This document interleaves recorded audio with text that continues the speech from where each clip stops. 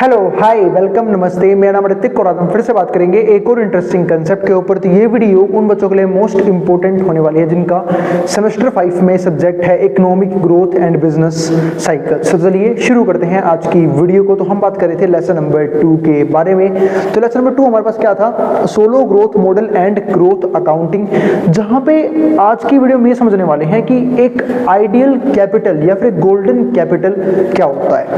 ठीक है, उससे पहले इस कंप्लीट सीरीज के नोट्स भी ऑलरेडी प्रिपेयर हो चुके हैं with important question answer PDF. जिन बच्चों को नोट्स परचेज करने हैं वो इस नंबर पर जाए 9667836333 में व्हाट्सएप करके नोट्स ले सकते हैं। अब हम शुरू करते हैं कंसेप्ट। तो मैं किसकी बात कर रहा हूं, गोल्डन रूल ऑफ कैपिटल, यानी कि कैपिटल कितना होना चाहिए। हम सब जानते हैं फैक्टर्स ऑफ प्रोडक्शन को कि एक प्रोड्यूसर का काम होता है प्रोडक्शन करना, लेकिन प्रोडक्शन करने के लिए भी एक प्रोड्यूसर को कुछ चीजों की जरूरत होती है, उसे हम क्या बोलते हैं, फैक्टर्स ऑफ प्रोडक्शन बोलते हैं। जैसे कि लैंड, लेबर, कैपिटल, एंटरप्रेन्योरशिप, जिसमें से कैपिटल एक मोस्ट इंपॉर्टेंट रोल है जिसके जरिए एक बिजनेसमैन, एक प्रोड्यूसर अपनी बाकी नीड्स को या फिर अपने बाकी वांट्स को फुलफिल कर पाता है। यानी कि प्रोड्यूसर को अगर बाकी चीजें चाहिए, फॉर एग्जांपल अगर लेबर चाहिए उसको वेजेस देनी पड़ेगी, उसके लिए पैसा चाहिए, जमीन चाहिए उसके लिए रेंट देना पड़ेगा या फिर खरीदनी पड़ेगी, उसके लिए कैपिटल चाहिए यानी कि पैसा चाहिए, या फिर मशीनरी चाहिए। मतलब हर चीज के लिए, हर एसेट के लिए कहीं ना कहीं पैसा काम आता है एक प्रोड्यूसर को भी। लेकिन बात यह आती है कि भाई आइडियल रेट ऑफ कैपिटल होना क्या चाहिए। हम सब ये चीजें मानते हैं कि जो फैक्टर्स ऑफ प्रोडक्शन है, यानी कि फैक्टर प्रोडक्शन जो है एक प्रोड्यूसर को वो कौन प्रोवाइड करता है, वो उसे मिलते हैं सोसाइटी से। यानी कि कैपिटल भी उसे कहां से मिलती है, सोसाइटी के थ्रू ही मिलती है। यानी कि अगर एक प्रोड्यूसर के पास खुद की कैपिटल नहीं है तो वो कहीं ना कहीं से कैपिटल इकट्ठा करेगा, चाहे वो बैंक से लोन ले सकता है, किसी दूसरे फाइनेंशियल इंस्टीट्यूशन से लोन ले सकता है, डायरेक्टली अपनी इक्विटीज को शेयर करके वहां से पैसा ले सकता है। लेकिन ये सारे सोर्सेज जो है ना वो किसके हैं, सोसाइटी के हैं। क्योंकि बैंक में पैसा किसका है, इंडिविजुअल लोगों का, यानी कि आप लोगों का, मेरा, इन सब का पैसा बैंक में रखा हुआ है। तो कहीं ना कहीं मैं कह सकता हूं कि जो कैपिटल है वो कहीं ना कहीं बैंक को, सॉरी प्रोड्यूसर को कहां से मिलते हैं, सोसाइटी से मिलते हैं। तो जब सोसाइटी से पैसे मिलते हैं तो बात यह आती है कि उस सोसाइटी का पैसा कहां से आएगा, जब सोसाइटी अपने पैसे को बचाएगी। यानी कि अगर कैपिटल ज्यादा चाहिए प्रोड्यूसर को, इस बात का मतलब ये है कि सेविंग ज्यादा होनी बहुत जरूरी है, क्योंकि सेविंग ज्यादा होने के बाद ही इन्वेस्टमेंट बढ़ाई जाती है और इन्वेस्टमेंट बढ़ती है। लेकिन एक तरफ हम बात ये कर रहे हैं कि हमें कैपिटल ज्यादा चाहिए, तो सेविंग बहुत अच्छी चीज है कि सेविंग करेंगे तो जाके पैसा बचेगा, उस पैसे को हम इन्वेस्ट करके ग्रो कर सकते हैं, जिसके जरिए इकोनॉमी भी बूस्ट करेगी और यही नहीं, जो हमारा पैसा है वो भी रिटर्न्स जनरेट करके हमें देगा। लेकिन जब हम दूसरी तरफ देखते हैं तो सेविंग का एक नेगेटिव इंपैक्ट भी पड़ता है हमारी इकोनॉमी पे। वो क्या, कि अगर लोगों ने ज्यादा पैसा बचाना शुरू कर दिया या फिर लोगों को बचत करने की हैबिट लग गई, सेविंग की हैबिट लग गई, इससे हुआ क्या, कंजप्शन कम होना शुरू हो जाएगा। जब कंजप्शन कम होना शुरू हो जाएगा तो प्रोड्यूसर जिन गुड्स को बना रहा है उस कैपिटल को यूज करके वो गुड्स खरीदेगा कौन। तो कहीं ना कहीं हमें सेविंग का भी एक आइडियल रेट डिटरमाइन करना होता है, और इसी की बात हम करने वाले हैं आज की वीडियो में कि क्या होता है गोल्डन कैपिटल और उसी के हिसाब से सेविंग कैसे सेट की जाती है, वो सब हम डिस्कस करेंगे आज के टॉपिक के अंदर। तो टॉपिक क्या है, Solow model and the golden rule level of capital. यानी कि कौन सा कैपिटल ऐसा है, मतलब इसको हम क्या बोलते हैं कि भाई इतना कैपिटल तो होना इकोनॉमी के लिए बहुत जरूरी है अगर किसी भी इकोनॉमी को ग्रो करना है। तो वो देखते हैं, increase in the rate of saving is a major determinant of increase in output. जब सेविंग का रेट बढ़ता है तो हम सब जानते हैं आउटपुट का रेट भी क्या होता है, बढ़ता है through increase in study capital stock. क्योंकि कैपिटल बढ़ेगा जब सेविंग बढ़ती है, क्योंकि लोग जो है अपनी सेविंग किए हुए पैसे को मल्टीप्लाई करने की कोशिश करते हैं, तो उसको अलग अलग जगह इन्वेस्ट करते हैं, चाहे बैंक में इन्वेस्ट करें, इक्विटी मार्केट में, शेयर्स में, बॉन्ड्स में, और कहीं ना कहीं यहीं से पैसा मिलता है किसको, बिजनेसमैन को, प्रोड्यूसर को एज अ कैपिटल। यानी कि सेविंग जब भी बढ़ती है तो कैपिटल का स्टॉक बढ़ता है एंड इनकम भी बढ़ती है। It is also shared that increase in saving can increase the economic growth rate. Economic growth rate यानी कि अगर सेविंग बढ़ती है तो क्या होगा, इकोनॉमिक ग्रोथ भी क्या होगी, ज्यादा होगी, ओनली टेम्पररीली, लेकिन सिर्फ कुछ टाइम पीरियड के लिए। लेकिन अगर लॉन्ग टर्म में सिर्फ सेविंग करते रह गए लोग तो इकोनॉमिक ग्रोथ कम भी हो जाएगी, क्योंकि वो जो सेविंग यूज करके जो गुड्स बनाए जाएंगे वो गुड्स अगर कोई बाय नहीं करेगा तो प्रोड्यूसर प्रॉफिट कैसे जनरेट करेंगे। क्योंकि हम सब जानते हैं कि सेविंग इंडिविजुअल लेवल पे अच्छी बात है, लेकिन जब हम मैक्रो इकोनॉमिक्स की बात करते हैं तो एक बहुत बुरी बात होती है, क्योंकि इसके चक्कर में कंजप्शन कम हो जाती है, डिमांड भी कम हो जाती है, तो डिफ्लेशन भी क्रिएट हो सकता है एक इकोनॉमी के अंदर। So it is not desirable, ये डिजायरेबल नहीं है that the rate of saving keep on increasing, कि सेविंग का रेट लगातार क्या होता रहे, बढ़ता रहे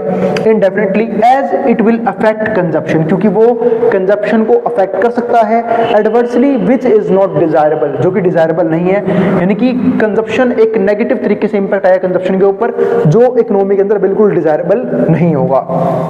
इसके बाद अगला पॉइंट क्या आता है, determination of optimal level of capital which is called golden rule level of capital. यानी जो टॉपिक हमारे पास है golden rule level of capital होता क्या है, इसका मतलब क्या होता है कि वो कैपिटल एक ऑप्टिमल लेवल क्या है कैपिटल का, जितना एक इकोनॉमी को चाहिए कि हाँ भाई इतना कैपिटल आ जाए तो ये बहुत है, इसमें हम अच्छी खासी ग्रोथ जो है वो अचीव कर सकते हैं, तो वो उसी को हम यहाँ पे क्या बोलते हैं, golden rule level of capital. In the Solow model of growth, अगर हम सोलो मॉडल पढ़ रहे हैं ग्रोथ का,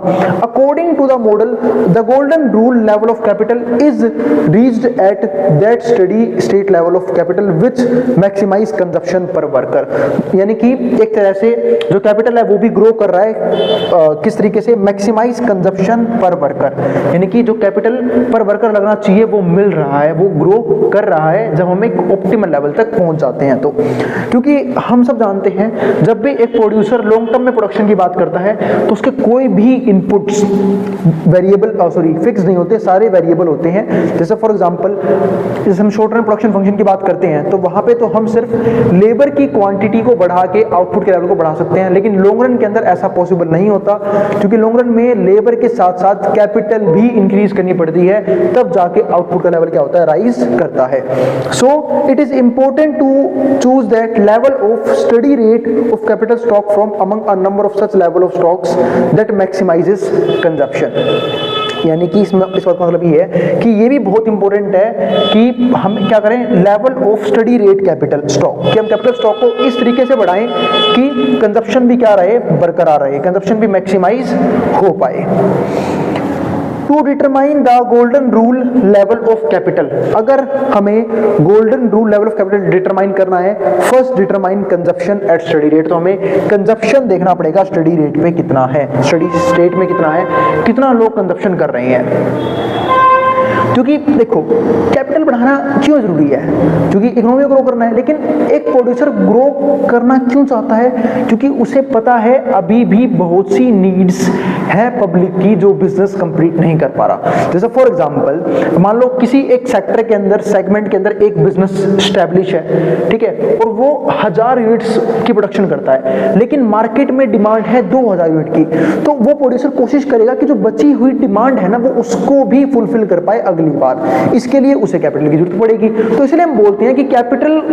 की जरूरत का पता जब लगता है जब हमें यह पता हो कि कंजप्शन करने वाले लोग कितने हैं। अगर कंजप्शन करने वाले लोग ज्यादा हैं, इस बात का मतलब क्या है कि प्रोडक्शन ज्यादा करनी पड़ेगी, और प्रोडक्शन ज्यादा करने के लिए कैपिटल चाहिए। तो सिंपल सी बात है, कैपिटल का कंजप्शन से डायरेक्ट रोल है कि कितना कैपिटल चाहिए उतनी कंजप्शन भी होनी चाहिए, वरना एक बिजनेसमैन क्यों एडिशनल कैपिटल लगाएगा, तो उसे पता है कि जितनी डिमांड है उतनी हम फुलफिल कर पा रहे हैं, और डिमांड लोग करेंगे भी नहीं, ठीक है। इस बात का मतलब क्या है कि भाई ठीक है, जितनी क्वांटिटी है उतनी बहुत है, अब हमें और ज्यादा प्रोडक्शन करने की जरूरत नहीं है, क्योंकि अगर हमने और ज्यादा प्रोडक्शन करी और डिमांड नहीं बढ़ी तो होगा क्या, स्टॉक्स बच जाएंगे, जिसकी वजह से क्या होगा, लॉस हो जाएगा। इसका अगला पॉइंट क्या आता है, let steady state of capital समझते हैं, जिसको हम क्या बोलते हैं, के डैश बोल के चल रहे हैं यहाँ पे। एट के डैश आउटपुट पर वर्कर विल जी के डैश, जहाँ पे आउटपुट पर वर्कर है, यानी कि एक वर्कर कितना आउटपुट जनरेट कर रहा है वो है जी के dash, and investment will be S g के डैश, क्योंकि इन्वेस्टमेंट सेविंग का फंक्शन होता है तो एस जी के डैश, क्योंकि जितनी ज्यादा सेविंग होगी इन्वेस्टमेंट उतनी ज्यादा होगी, और जितनी कम सेविंग होगी इन्वेस्टमेंट उतनी कम होती चली जाती है। And depreciation will be alpha k dash, तो जो सी है वो क्या है, है y माइनस आई। y माइनस आई का मतलब क्या है, देखो ये क्या है, कंजप्शन का ग्राफ। कंजप्शन क्या होती है, जितनी भी इनकम है जो हमारा किससे शो होता है, y से, इनकम में से इन्वेस्टमेंट को माइनस कर दो, जो पैसा बच गया हमने कंज्यूम कर लिया होगा, और इसी को वैसे ही बोल लेते हैं c equals to y minus s, यानी कि इन्वेस्टमेंट माइनस सेविंग। क्योंकि सेविंग और इन्वेस्टमेंट हम मान के चलते हैं कि एक जैसे होते हैं, यानी कि s बराबर होता है i के, क्योंकि जो भी लोग जितना पैसा बचा रहे हैं उन सबका वो इन्वेस्ट ही कर देते हैं किसी ना किसी फॉर्म में। इसका फॉर्मूला क्या बनेगा, फिर देखो इनकम जो है उसको जी के से दिखा दिया, ठीक है, और इन्वेस्टमेंट को एस जी के डैश से, जो मैंने ऊपर दिखाया था। देन जो सी है उसका फॉर्मूला हमारे पास एक ये भी नजर आएगा, ये हमारे पास formula, where c dash is the consumption at steady state, जहां पे जो हमारा सी डैश है वो क्या है, कंजप्शन है स्टेडी स्टेट में, सिंस एस जी के, जिसको हमारा क्या बनेगा, alpha k dash at the steady state, ये हमारा फॉर्मूला बन गया। To get this maximum c dash, अगर हमें मैक्सिमम सी डैश चाहिए, put the first order condition equals to zero, तो हमें फर्स्ट ऑर्डर कंडीशन को जीरो के इक्वल पुट करना होगा।